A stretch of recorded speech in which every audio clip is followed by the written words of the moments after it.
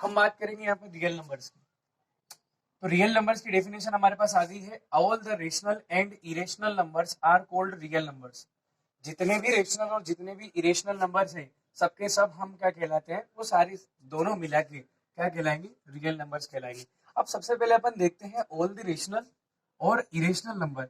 जितने भी रेशनल है और इरेशनल नंबर ये कौन कौन से। तो एक बात क्लियर होती है कि रियल नंबर्स में हम दो पार्ट बना लेते हैं।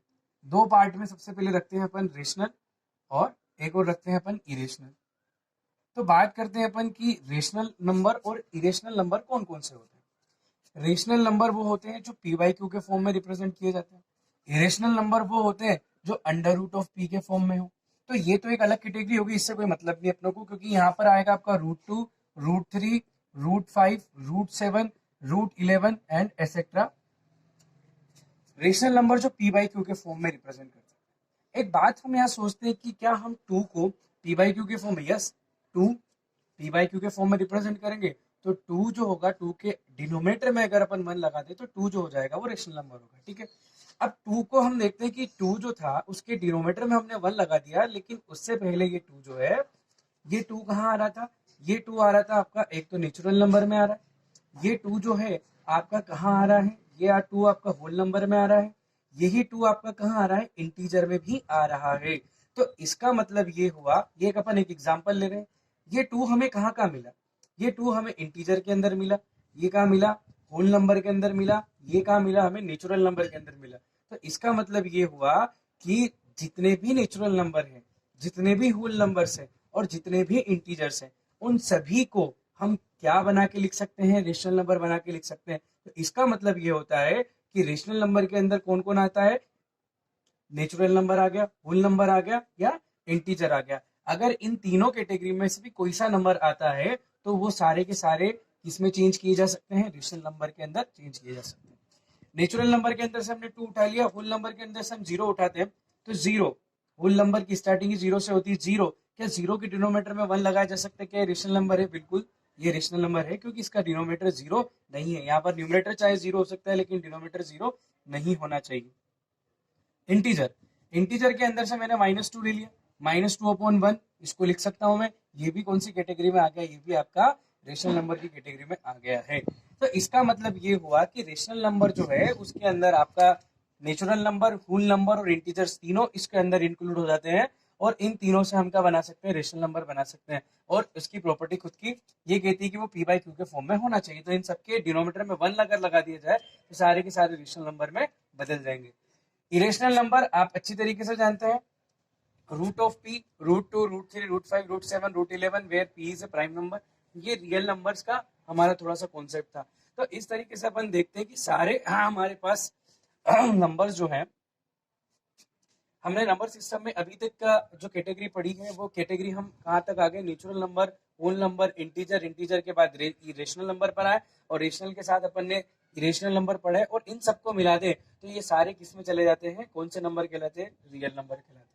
अब आपका एक क्वेश्चन यहाँ पे ये बनता है कि रियल नंबर के अलावा भी कोई सा नंबर हो सकता है, ये अनरियल नंबर होता है। तो बिल्कुल होता है। अनरियल नंबर उसको हम नहीं कहते, उसको बोलते हैं अपन इमेजिनरी नंबर। और इमेजिनरी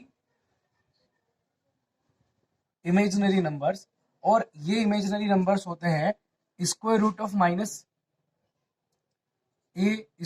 -a, इसका मतलब ये हुआ है कि स्क्वायर रूट के अंदर कोई भी नेगेटिव अगर नंबर आ जाता है आपका, तो ऐसे नंबर जो होते हैं आपके कहलाते हैं इमेजिनरी नंबर्स। For example -2, √(-3), √(-4), √(-6). इसका कॉन्सेप्ट जो है अगली क्लास में है, लेकिन फिर भी यहाँ पर ये बताना बहुत जरूरी था कि रियल नंबर के साथ ऐसे कौन से नंबर है जो अनरियल है। अनरियल यानी कि दैट इज इमेजिनरी नंबर्स, तो वो मैंने आपको यहाँ पर क्लियर कर दिया।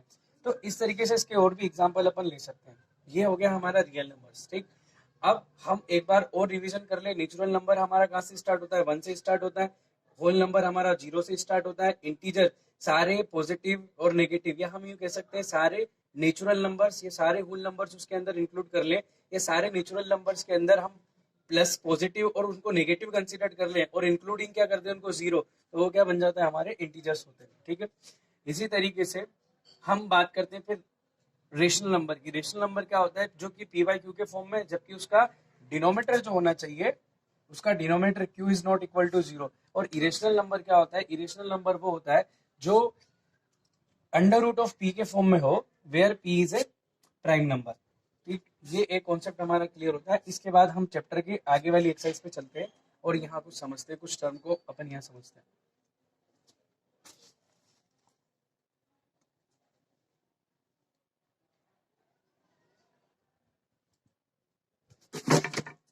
अगला हमारा रियल नंबर को समझने के बाद आती है दो टर्म हमारे इस चैप्टर की जो मेन है।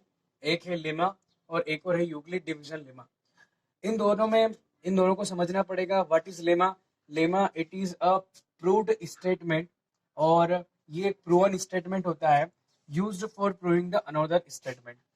एक कोई प्रूव्ड, पहले से प्रूव किया हुआ स्टेटमेंट होता है जिसकी सहायता से अपन जो है वो दूसरे किसी अनदर स्टेटमेंट को प्रूव करते हैं। और यूक्लिड डिवीजन लीमा क्या है? जो हमारी डिवीजन एल्गोरिथम है, जहां पर हम डिविडेंड, डिवाइजर, कोसेंट और रिमाइंडर की बात करते हैं, तो वही ये फॉलोमेंट यूक्लिड डिवीजन लेमा का होता है। यूक्लिड डिवीजन लेमा जो वो डिवीजन एल्गोरिथम से ही रिलेटेड है। और यूक्लिड डिवीजन लेमा जो है उसका कहना ये है कि अगर आपके पास कोई दो नंबर ए और बी है, अगर आपके पास कोई नंबर ए, दो नंबर ए और बी है, जब आप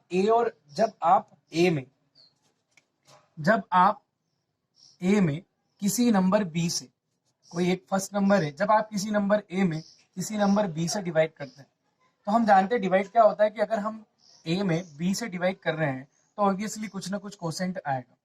और हो सकता है कि यहाँ पर जो भी मल्टीप्लाई करने पर जो भी आपका यहाँ पर सी आ जाए, और रिमाइंडर जो है उसको हम मान लेते हैं आर बचता। तो अभी हम क्या मल्टीप्लाई पे आएगा उसको छोड़ देते हैं, हम केवल बात करते हैं कि मान लीजिए कि ए में बी से डिवाइड करने पर, ए में डिवाइड करना है, इसे डिवाइड करना है, बी से डिवाइड करना है, तो ए में बी से डिवाइड करने पर कोसेंट आता है क्यू, और रिमाइंडर अगर आपका आर बचता है, तो इस तरीके से यूक्लिड डिवीजन एल्गोरिथम क्या होती है, बनती है, यूक्लिड डिवीजन लेमा बनती है। वो कहता है कि यदि मान लीजिए कि जब हम ए में बी से डिवाइड करते हैं, तब हमारे पास दो टर्म Q और R इस तरीके से हमको ऑब्टेंड होती है, इस तरीके से हमें प्राप्त होती है। जब हम A में B से डिवाइड करेंगे तो Q और R, दो अनदर इंटीजर्स हमें इस तरीके से मिलते हैं, जो डिवीजन एल्गोरिथम को, यानी कि आपको जो डिवीजन लॉ है उसको फॉलो करते हैं। तो अगर आप ए में बी से डिवाइड करते हैं तो दो टर्म क्यू और आर, दो टर्म और दो इंटीजर, एक ही बात है, दो टर्म कहें दो इंटीजर कहें, तो दो इंटीजर क्यू और आर इस तरीके से ऑब्टेन होते हैं जो डिवीजन एल्गोरिथम को सेटिस्फाई करते हैं। तो डिवीजन एल्गोरिथम को सेटिस्फाई करते हैं, तो इसका मतलब ये हुआ कि जब हमने ए में बी से डिवाइड किया और कोसेंट आपका क्या आया, क्यू आया, और रिमाइंडर आपका आर आया, तो डिवीजन एल्गोरिथम हमने पढ़ रखा है। डिवीजन एल्गोरिथम कहती है डिविडेंड इक्वल टू आपका आता है divisor into quotient plus remainder. यही बात यहां पर फॉलो हो रही है। डिविडेंड आपका हो गया ए, डिवाइजर आपका हो गया बी, कोसेंट हो गया आपका क्यू, और रिमाइंडर आपका हो गया आर। तो ये हमारे पास डिवीजन एल्गोरिथम बन गई है। अब फिर बात करते हैं अपन यहाँ पर के डिवीजन एल्गोरिथम की प्रोसेस को अगर ये सेटिस्फाई करते हैं, साथ में ये क्या दे रखा है, तो इसमें ये कहता है यूक्लिड डिवीजन लीमा ये कहती है कि अगर हम किसी नंबर ए में किसी नंबर बी से डिवाइड करते हैं, तो दो टर्म निकल कर आती है क्यू और आर, जो कि डिवीजन एल्गोरिथम को सेटिस्फाई करती है। जबकि आर इस तरीके से होता है, R is remainder, but R इस तरीके से होता है कि वो जीरो से हमेशा क्या होगा, ग्रेटर देन या उसके इक्वल टू होगा, यहाँ पर नहीं है। Where R is always greater than or equal to 0. R is always greater than or equal to 0 but less than B. What is B? B is a divisor. इसका अपन एक example लेके देख लेते हैं। यूक्लिड डिवीजन लीमा कहती है कि जब आप A में किससे डिवाइड करते हैं, B से डिवाइड करते हैं, तो दो टर्म Q और R डिवीजन एल्गोरिथम को सेटिस्फाई करती है, और साथ ही रिमाइंडर जो होगा वो हमेशा जीरो से बड़ा होगा, बड़ा ग्रेटर देन, जिसकी तरफ जिस साइड ओपन होता है उधर ग्रेटर पड़ता है। आर इज ग्रेटर देन और equal to zero but always B less than divisor और ऑलवेज लेस देन बी। तो ये हमारी यूक्लिड डिवीजन लीमा है और इसी से रिलेटेड पूरा हमारा कंटेंट बना हुआ है। 1.1 बनी हुई है एक्सरसाइज। तो यहाँ पर ये डिवीजन एल्गोरिदम आपको यूक्लिड डिवीजन लेमा आपको समझ में आती है। जो मैं एल्गोरिदम यूज कर रहा हूँ वर्ड वो क्या है? एल्गोरिदम। एल्गोरिदम इज ए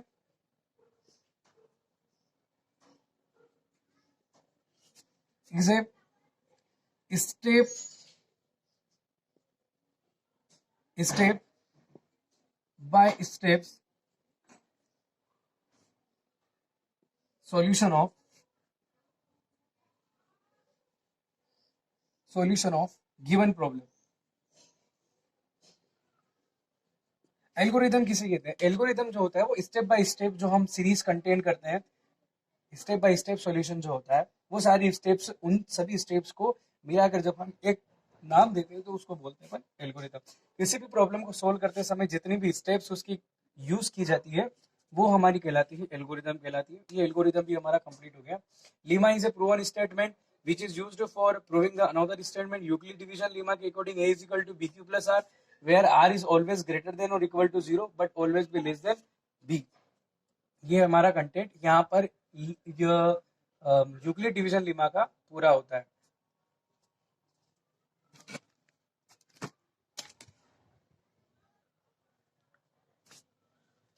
अगला जो हमारा कंटेंट बनता है वो क्वेश्चन है what is the use of Euclid division Lima.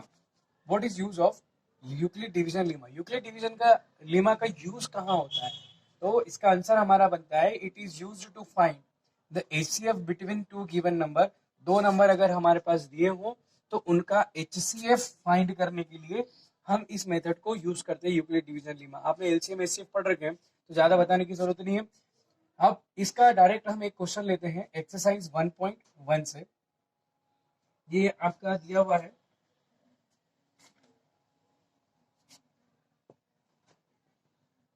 First question दिया हुआ है इसमें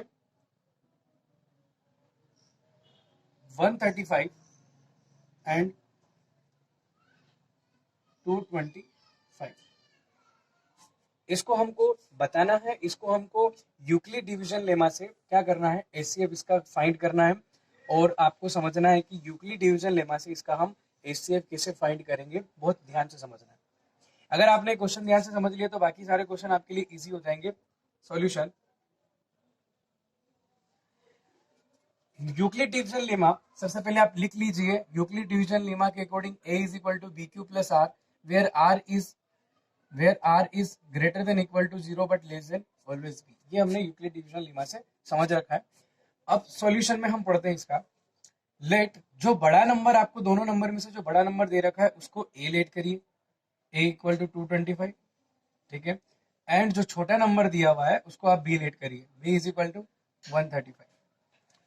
लेट करने के बाद आपको डिवीजन जो है एल्गोरिदम वो उसका यूज करना है। आप साइड में यूज कर सकते हैं, यहां लिख सकते हैं बाय यूक्लिड डिवीजन लेमा। और Euclid division lemma a is equal to B Q plus R. पहले अपन डिवाइड कर लेते हैं। तो डिवाइड कैसे करेंगे कि आपको a में यानी कि 225 में किसका डिवाइड करना है, 135 का डिवाइड करना है, ठीक है। और इसमें डेसिमल में आंसर नहीं, अगर आपका जितना डिवाइड हो रहा है उतनी बार अपन डिवाइड करके देखते हैं। तो अपन सबसे पहले देखते हैं कि 135 में अपन ने 135 का अपन ने क्या किया कि इसकी 135 की टेबल बोलनी है 225 आ जाए। तो 135 2 जा, अगर हम 135 इंटू 2 करें तो ऑब्वियसली 2 5 जा 10, 2 3 जा 6 और 1 7 और 2 1 जा 2, 270 होता है जो कि 225 से ज्यादा है। तो हमको बोलना है 1 बार। तो ये आ जाएगा आपका 130 और 5, ये बच जाएगा आपका क्या 0, और ये हो जाएगा आपका 9, और यहाँ पर कुछ भी नहीं बचेगा। तो आप इसको कैसे समझेंगे, जिसमें आपने डिवाइड किया वो तो था a और आपको यहाँ से मिल जाएगा, और जिससे डिवाइड किया वो हो गया b, जो आंसर आया वो हो गया आपका q, और जो बच गया वो क्या हो गया आपका r हो गया। तो भाई यूक्लिड डिवीजन लेमा हम क्या समझते हैं, a इज इक्वल टू कितना होता है बी क्यू प्लस कितना r। a आपका क्या हो गया 225, b क्या हो गया आपका 135, कोसेंट हो गया आपका 1, प्लस रिमाइंडर जो है वो आपका क्या हो गया 90। तो ये होगी हमारी फर्स्ट स्टेप।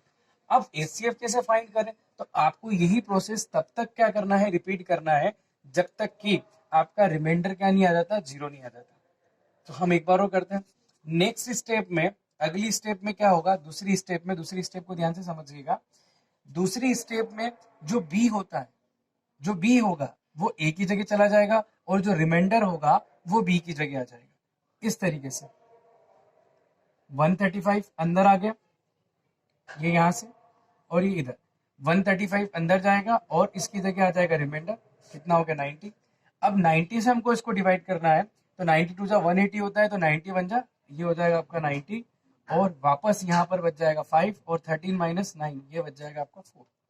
फिर हमको एक स्टेप और यहाँ पर कर लेते हैं। आपको मालूम है कि ये बी था, ये अब ए था, ये हो गया आपका क्यू, ये हो गया आर। नेक्स्ट स्टेप के लिए बी अंदर जाएगा तो 90, और फिर किसका आ जाएगा 45, तो 45 टू जा कितना हो जाएगा 90 हो जाएगा, और in that case remainder will be 0, और कुछ नहीं बचेगा। अब हम यहाँ देख रहे हैं फर्स्ट स्टेप ये हो गई। Again a is equal to कितना, B Q plus R. Second step के लिए तो a क्या हो गया आपका 135, b जो है b कितना हो गया आपका 90, q 1 प्लस रिमाइंडर कितना 45। Again a is equal to B Q plus R. a की वैल्यू होगी आपकी ये अंदर 90, b की वैल्यू होगी आपकी 45, q ये हो गया आपका कोसेंट 2 प्लस रिमाइंडर वो आपका हो गया 0। आप 0 लिख सकते हैं यहाँ पे, ये 0 0, तो रिमाइंडर हो गया आपका 0।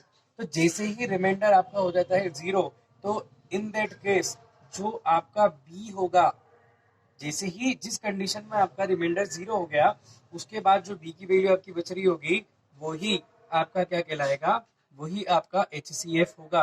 यानी कि जिस स्टेप में रिमाइंडर 0 होता है, उस स्टेप में b की जो वैल्यू होगी वही क्या कहलाएगा आपका HCF। तो HCF ऑफ किस किस का HCF निकाल रहे थे अपन, 225, HCF of 225 and 135, HCF of 225 and 135 का जो होगा वो HCF हो जाएगा 45। एक बार और इस क्वेश्चन को मैं रिपीट कर रहा हूं।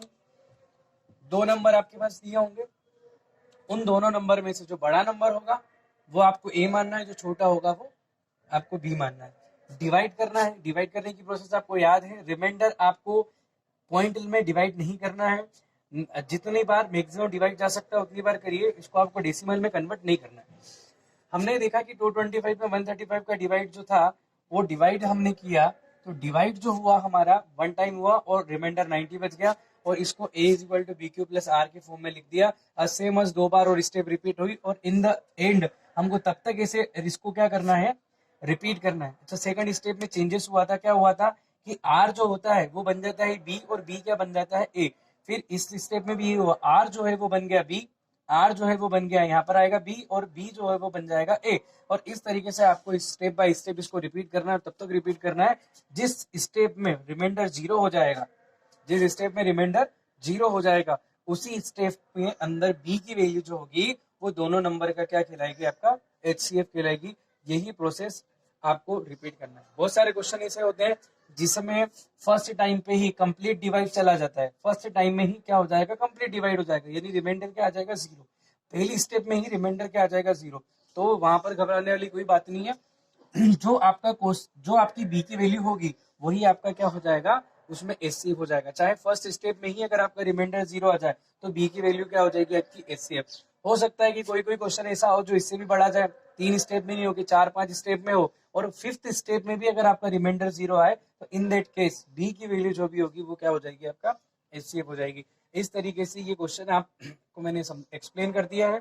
अब आपको 2 क्वेश्चन और है वो यहाँ से देख लेने हैं। 2 क्वेश्चन,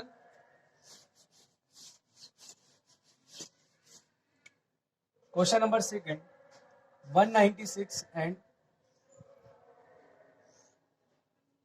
38 220।